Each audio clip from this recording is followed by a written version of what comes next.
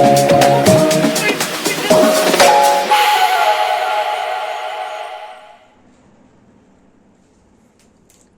To my YouTube channel. இன்னைக்கு நம்ம பார்க்க போறது +2 பிசிக்ஸ்ல உள்ள நியூமெரிக்கல் ப்ராப்ளம் தான் பார்க்க போறோம். யூனிட் 2 கரண்ட் எலக்ட்ரிசிட்டில இருந்து ரொம்ப ஒரு முக்கியமான ஒரு கணக்கு. இது எப்ப கேட்டிருக்காங்க அப்படின்னா மார்ச் 2020ல கேட்டிருக்காங்க. மார்ச் 2020ல ஒரு பப்ளிக் எக்ஸாம்ல கேட்டிருக்காங்க. ரொம்ப ஒரு முக்கியமான கணக்கு, 2 மார்க் கணக்கு. இங்க என்ன கேட்டிருக்காங்க அப்படின்னா the resistance of a nichrome wire at 20 degrees Celsius is 10 ohm. If it is temperature coefficient of resistivity of nichrome is 0.004 per degree Celsius, find the resistance of the wire at boiling point of water. So இந்த क्वेश्चनல என்னென்ன கவனிக்கணும்ங்கறத நான் சொல்றேன். இத தமிழ்ல நான் வாசிக்கிறேன் ஒரு வாட்டி. 20 டிகிரி செல்சியஸில் ஒரு நிக்ரோம் கம்பியின் மின்தடை 10 ஓம். அதன் வெப்பநிலை மின்தடை எண் 0.004 பர் டிகிரி செல்சியஸ் எனில் நீரின் கொதிநிலையில் அதன் மின்தடையை கணக்கிடுக. இதே மாதிரி ஏற்கனவே ஒரு கணக்கு நான் உங்களுக்கு நடத்திருக்கேன். அந்த வீடியோ இருக்கு, நீங்க அந்த வீடியோ வேணாலும் பாருங்க. ரொம்ப சிம்பிள் தான். இந்த கணக்கு எங்க இருக்கு புத்தகத்துல அப்படின்னா எக்ஸசைஸ்ல இருக்கு. எக்ஸாம்பிள் நீங்க பார்க்க கூடாது. எக்ஸசைஸ்ல 4வது கணக்கா நம்மளுக்கு இருக்கு புத்தகத்துல 2வது பாடத்துல. சோ இந்த கணக்கை எப்படி நம்ம செய்யணும் அப்படிங்கறத நான் சொல்றேன். நான் ஏற்கனவே உங்களுக்கு எப்போதும் சொல்றதுதான். ஃபர்ஸ்ட் கணக்குல என்ன கொடுத்திருக்காங்களோ அதை நம்ம 1 by 1 எழுதிக்கிட்டு என்ன கேட்டிருக்காங்களோ அதை நம்ம ஈஸியா நம்ம சால்வ் பண்ணிடலாம். இப்போ நான் சொல்யூஷன் போறேன், நல்லா கவனிங்க. சோ ஃபர்ஸ்ட் என்ன பண்ண போறேன், இந்த கணக்கு நல்லா இன்னொரு வாட்டி வாசிட்டு என்ன கொடுத்திருக்காங்களோ அதை நான் ஃபர்ஸ்ட் எழுத போறேன். என்ன சொல்றாங்க, 20 டிகிரி செல்சியஸில் ஒரு நிக்ரோம் கம்பியின் மின்தடைன்னு கேக்குறாங்க. அப்ப என்ன கொடுத்துட்டாங்க, 20 டிகிரி செல்சியஸ் என்னது டெம்பரேச்சர். அப்ப T1 நான் எழுதிக்கிறேன். எவ்வளவு எழுதிக்கிறேன், 20 டிகிரி செல்சியஸ் அப்படிங்கறத நான் எழுதிக்கிறேன். ரெண்டாவது இதோட ரெசிஸ்டன்ஸ் எவ்வளவு இருக்கான் 20 டிகிரி செல்சியஸ்ல 10 ஓம் இருக்கு. சோ இதுல நம்மளுக்கு அந்த பிரச்சனை இல்ல. If it is a temperature coefficient of resistivity of the nichrome is அப்படின்றாங்க. அப்ப temperature of coefficient resistivity of the nichrome னு சொல்லும்போது ஆல்பா. இந்த ஆல்பா நீங்க நல்லா ஞாபகம் வச்சுக்கணும். ஆல்பா எவ்வளவு கொடுத்திருக்காங்க 0.004 per degree celsius அப்படினு சொல்லி கொடுத்திருக்காங்க. ஓகேவா. ரெண்டாவது என்ன கொடுத்திருக்காங்க, find the resistance of the wire at boiling point of water. இங்க தமிழ்ல பாத்தீங்கன்னா நீரின் கொதிநிலையில் அதன் மின்தடை. அப்ப நீரோட கொதிநிலை எவ்வளவு சொல்லுங்க பாப்போம், உங்களுக்கு தான் தெரியுமே. நீரோட கொதிநிலை எவ்வளவு 100 டிகிரி செல்சியஸ். அப்ப அதுதான் ரெண்டாவது.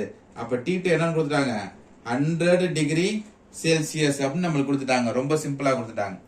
நீங்க என்ன பண்ணணும், என்னடா எதுவுமே கொடுக்கல அப்படின்னு யோசிக்க கூடாது. பாயிலிங் பாயிண்ட் ஆஃப் வாட்டர் அப்படிங்கும்போது நம்ம ஆல்ரெடி நம்மளுக்கு தெரியும் 100 டிகிரி செல்சியஸ்னு நம்ம எடுத்துக்கிறோம். அடுத்து என்ன கண்டுபிடிச்சாங்க, நீரின் கொதிநிலையில் அதோட மின்தடை என்னன்னு கேட்டிருக்காங்க. அப்ப என்ன நம்மளுக்கு தெரியல, R2ஓட மதிப்பு நம்மளுக்கு தெரியல. சோ இவ்வளவுதான் நம்மளுக்கு கணக்குல கொடுத்திருக்காது. சோ என்ன பண்ணலாம், ஈஸியா நம்ம ஃபார்முலா அப்ளை பண்ணி நம்ம ஈஸியா கண்டுபிடிச்சலாம். அப்ப என்ன கேட்டிருக்காங்களோ அதை நம்ம எழுதிக்குவோம் R2. அப்போ ஃபார்முலா ஆல்ரெடி நம்மளுக்கு தெரியும், என்னது R1 1 plus alpha T2 minus T1. அவ்வளவுதான், வெரி சிம்பிள். இதான் ஃபார்முலா. இந்த ஃபார்முலால நம்மளுக்கு என்ன வேல்யூ கொடுத்துருக்காங்களோ அதை அப்ளை பண்ண போறோம் நம்ம. அப்ப நான் என்ன பண்றேன், R1க்கு பதிலா இங்க என்ன கொடுத்துருக்காங்க 10 கொடுத்துருக்காங்க. 10க்கு பதிலா 10 போட்டேன். ஃபார்முலாலே 1 இருக்கு, 1 பிளஸ் போட்டேன். இங்க ஆல்பாக்கு பதிலா ஆல்பா நம்மளுக்கு இருக்கு 0.004 இருக்கு, போட்டாச்சு. T2 என்னது 100 டிகிரி, அப்ப 100 போட்டேன். மைனஸ் T1 என்னது 20 போட்டாச்சு. ஓகே. சோ இதுவரை உங்களுக்கு புரியும் நினைக்கிறேன். நெக்ஸ்ட் என்ன பண்ணோம், 100ல இருந்து 20 மைனஸ் பண்ணா என்ன வரும் 80 வரும். ஓகே, அடுத்து எழுத போறேன். இப்போ 1 பிளஸ் 0.004 பிராக்கெட்ல இருக்கு 80. அப்ப 80 நம்ம மல்டிப்ளை பண்ணிருமா, நான் ரைட் சைட் பண்றேன் பாருங்க. அப்ப 0.004 இங்க இருக்கு 80. அப்ப இங்க 0 0 0 0 இங்க 8 பண்ணும்போது 32. அப்ப 2 பேலன்ஸ் 3 3 0 0. அப்ப 0 2 3 0 0. எத்தனை டிஜிட் தள்ளி டாட் இருக்கு 3. அப்ப 1 2 3. அப்ப நான் இங்க போட்டேன். அப்ப ஆன்சர் எழுதிட்டாங்க. அப்ப 10 ஆல்ரெடி இருக்கு. 1 பிளஸ் என்ன இருக்கு 0.32. சோ இதுவரை உங்களுக்கு புரியுதா. அப்ப அடுத்து என்ன பண்ண போறேன், 1 ஆட் பண்ண போறேன். சோ இதெல்லாம் ஏன் நான் கால்குலேஷன் போறேன் அப்படின்னா சிலவங்களுக்கு இது கன்ஃபியூஷனா இருக்கும். அப்ப 1ங்கும் போது இந்த இடத்துல தான் நம்ம போடணும். அப்ப ஆன்சர் என்ன வரும் 1.32. அப்ப இங்க என்ன இருக்கு 10 இருக்கு. அப்ப இங்க என்ன இருக்கு 1.32. அப்ப அடுத்து எதால மல்டிப்ளை பண்ணணும், 10 மல்டிப்ளை பண்ண போறோம். எதெல்லாம் மல்டிப்ளை பண்ண போறோம்? 10 அப்ப 10 பண்ணும் பொழுது என்ன பண்ணணும்? அப்ப 0 இங்க என்ன இருக்கு? 0 0 இங்க என்ன இருக்கு? 2 இங்க 3 இங்க 1 இங்க 0 க்கு 0 போட்டேன், 2 க்கு 2 போட்டேன், இங்க 3 இங்க என்ன இருக்கு? 1. அப்ப எத்தனை டிஜிட் இருக்கு? 1 2 டிஜிட் இருக்கு. 2 டிஜிட் வச்சுட்டேன்னா அப்ப என்ன ஆன்சர் வருது? 13.20. அப்ப இந்த இடத்துல நான் எழுதுறேன். ஆன்சர் என்னது?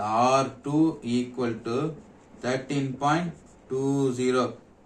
சாரி 20. அப்ப இங்க என்னது? R2ங்கும் போது என்ன? Rங்கிறது ரெசிஸ்டன்ஸ். அப்ப என்ன வரும் ஆன்சர்? ஓம்ல வரும் யூனிட். அவ்வளவுதான். Very simple. அப்ப 13.20 ஓம். இதான் இதோட மதிப்பு? R2 ஓட மதிப்பு. ஸோ எப்படி கணக்கு நீங்க செய்யணும் அப்படிங்கறத நான் அழகா சொல்லியிருக்கேன். எப்பயுமே கணக்கை பார்த்து பயப்படக்கூடாது. இந்த கணக்குல என்ன கொடுத்துருக்காங்களோ அதை எழுதிட்டு என்ன கேட்டிருக்காங்களோ அதை அழகா நீங்க சால்வ் பண்ணீங்க அப்படின்னா ஆன்சர் வந்துடும். Thank you students.